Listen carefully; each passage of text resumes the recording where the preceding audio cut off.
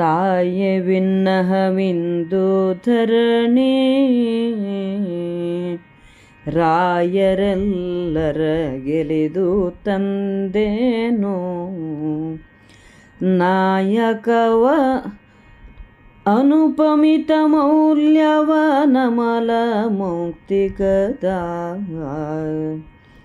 ತಾಯ ಚಿತ್ತೈಸಿದಿರೆಯನೆ ಕಡೆವಾಯಿದಳು ತನಿ ಹರುಷದಲ್ಲಿ ಲೇಸಾಯಿತೈವರು ಕೂಡಿ ಭೋಗಿಪುದೆಂದಳ ಕುಂತಿಯೇ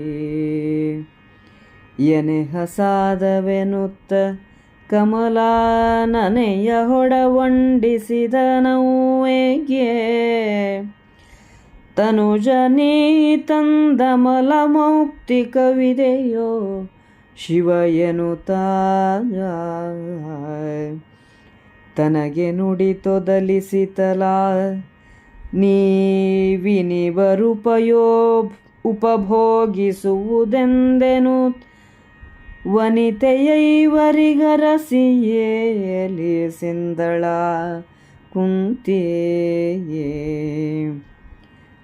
ಜನನಿ ತಪ್ಪದು ನಿಮ್ಮ ನುಡಿಯೀವನಜ ಮುಖಿಯಮ್ಮೈವರಿಗೆ ಸತಿ ವಿನುತ ಗುರುವಚನಾಂಬು ನಿಧಿ ಮಕ್ಕಳಿಗಲಂಘ್ಯವಲೇ ಯನೆ ಯುಧಿಷ್ಠಿರ ನೃಪತಿ ಪಾರ್ಥನ ಕನಲಿದನು ಕಲಿ ಭೀಮನಲ್ಲೆಂದನು ನಕುಲ ಸಹದೇವರನುಚಿತ ಎಂದರರ್ಜುನಗೆ ಎಲ್ಲ ಧರ್ಮದ ಸಾರವನು ನೀವು ಬಲ್ಲಿರೈಸಲೆ ಹೇಳುವುದಾವುದು ನಿಲ್ಲಿ ನೀವು ಸಹದೇವನ ಕುಲರು ನಿಮಗೆ ಮಾತೇಕೆ ಬಲ್ಲಿರಖಿಳಂನಾಯ ಭಾಷಿತದಲ್ಲಿ ನೋಡಲು ಧರ್ಮಶಾಸ್ತ್ರದೊಳೆಲ್ಲ ತಾಯಿಂದಧಿಕ ಗುರುವಿಲ್ಲೆಂದನ ಪಾರ್ಥ ಮಾತ್ರವಚನವಲಂಘ್ಯವಿದು ವಿಖ್ಯಾತ ಪದ್ಧತಿ ಲೋಕಯಾತ್ರಾ ಭೀತಿಯಲಿ ಭಯವೇಕೆ ಧರ್ಮ ರಹಸ್ಯ ನಿಷ್ಠರಿಗೆ ಏತಕೆ ಲೋಕಾನುಸರಣೆ ವಿಧೂತ ಕಿಲ್ಬಿಷವಾವುದದು ಧರ್ಮಾತಿಶಯ ವಿಹ ಪರಕ್ಕೆ ಕಡುಹಿತವೆಂದನ ಪಾರ್ಥ ರಾಗಲೋಭವ್ಯಾಪ್ತಿಯಲ್ಲಿ ನೀವೀ ಗುರುವಿಗಳು ಪುವರೆಸಲೆ ಧರ್ಮಾಗಮವನಾಚರಿಸುವುದಲೇ ನಮ್ಮನುಷ್ಠಾನ ಈಗಳೀ ಗುರುವಚನ ಧರ್ಮತ್ಯಾಗವೇ ನಿದು ಧರ್ಮವೇ ಉಪಭೋಗವೈವರಿಗೆಂದು ತಿಳುಹಿದನವರನ ಪಾರ್ಥ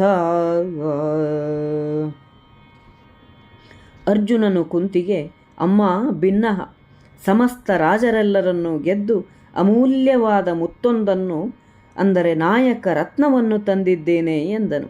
ಕುಂತಿಯು ಹರ್ಷದಿಂದ ಮೈಯುಬ್ಬಿ ಒಳ್ಳೆಯದಾಯಿತು, ನೀವೈವರೂ ಅದನ್ನು ಭೋಗಿಸಿರಿ ಎಂದಳು.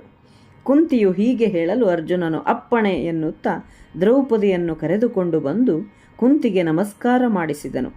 ಕುಂತಿಯು ಮಗನೇ, ನೀನು ತಂದ ಉತ್ತಮವಾದ ಮುತ್ತು ಇದೇ ಏನು?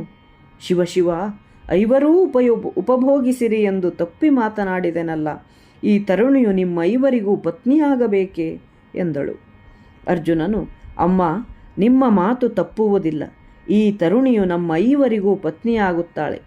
ತಾಯಿ ಎಂಬ ಗುರುವಿನ ಮಾತನ್ನು ಮಕ್ಕಳು ಮೀರಬಾರದು ಎನ್ನಲು ಧರ್ಮರಾಯ, ಭೀಮ, ನಕುಲ, ಸಹದೇವರು ಇದು ಅನುಚಿತ ಎಂದರು. ಅರ್ಜುನನು ನೀವು ಸಮಸ್ತ ಧರ್ಮಸಾರವನ್ನೂ ತಿಳಿದಿದ್ದೀರಿ, ಎಲ್ಲ ವೇದ ಧರ್ಮಶಾಸ್ತ್ರಗಳನ್ನೂ ಅರಿತವರಾಗಿದ್ದೀರಿ, ತಾಯಿಗಿಂತ ದೊಡ್ಡ ಗುರುವು ಇಲ್ಲ ಎಂದನು. ಅರ್ಜುನನು ಮತ್ತೂ ಮುಂದುವರಿದು ತಾಯಿಯ ಮಾತನ್ನು ಮೀರಲೇಬಾರದು, ಇದು ಹಿಂದಿನಿಂದಲೂ ನಡೆದು ಬಂದ ಪ್ರಸಿದ್ಧವಾದ ಪದ್ಧತಿ. ಧರ್ಮ ರಹಸ್ಯವನ್ನರಿತವರಿಗೆ ಲೋಕದ ಜನರ ಮಾತಿನ ಭೀತಿ ಇರುವುದಿಲ್ಲ. ದೋಷರಹಿತವಾದದ್ದು, ಇಹಪರಗಳಿಗೆ ಹಿತಕರವಾದದ್ದು ಯಾವುದೋ ಅದನ್ನೇ ಮಾಡಬೇಕು. ಈ ವಿಷಯದಲ್ಲಿ ಲೋಕದ ಅನುಸರಣೆಯನ್ನು ಕಟ್ಟಿಕೊಂಡೇನು ಎಂದನು. ಅರ್ಜುನನು ರಾಗ ಲೋಭಗಳಿಂದ ಪ್ರಭಾವಿತರಾಗಿ ಗುರುವಾದ ತಾಯಿಯ ಮಾತನ್ನು ಮೀರಬಹುದೇ? ಧರ್ಮ ಮಾರ್ಗಕ್ಕನುಸಾರವಾದ ಆಚರಣೆಯನ್ನು ಮಾಡುವುದೇ ನಮ್ಮ ಕರ್ತವ್ಯ. ಗುರುವಿನ ಮಾತನ್ನು ಮೀರುವುದು ಧರ್ಮಮಾದೀತೆ. ನಾವೈವರೂ ಇವಳನ್ನು ಉಪಭೋಗಿಸೋಣ ಎಂದು ಅಣ್ಣ ತಮ್ಮಂದಿರಿಗೆ ತಿಳುವಳಿಕೆಯನ್ನು ಹೇಳಿದನು.